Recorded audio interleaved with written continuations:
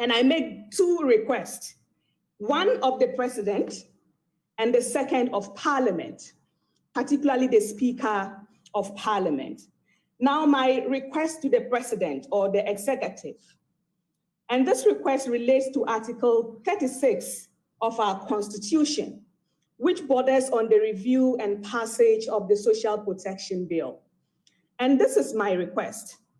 The request is that in line with Article 108 of the Constitution, the President will cause to be introduced in Parliament the Social Protection Bill upon consideration of civil society's input for the review of the Social Protection Bill.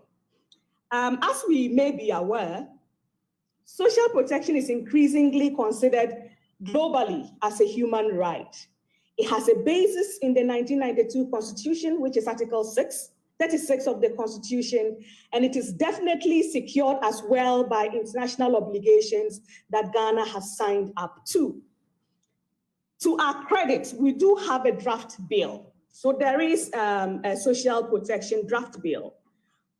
If you look at the aims of the Gender and Social Protection Ministry, it was hoped that this bill would have been passed in 2019, but it has not as at yet, to the best of my knowledge, been introduced in Parliament.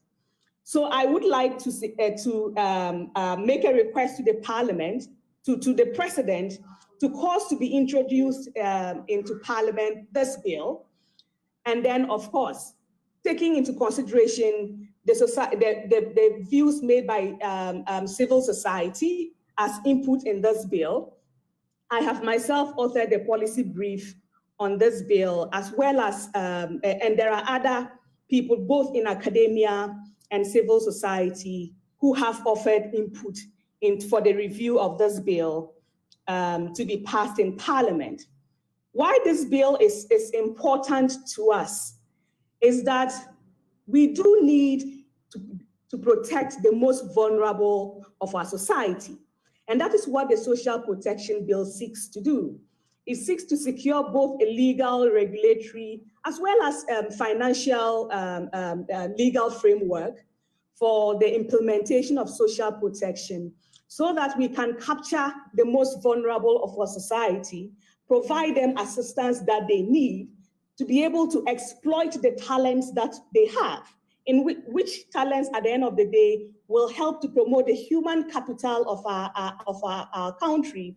And of course, it will help us in our economic, social, and financial growth.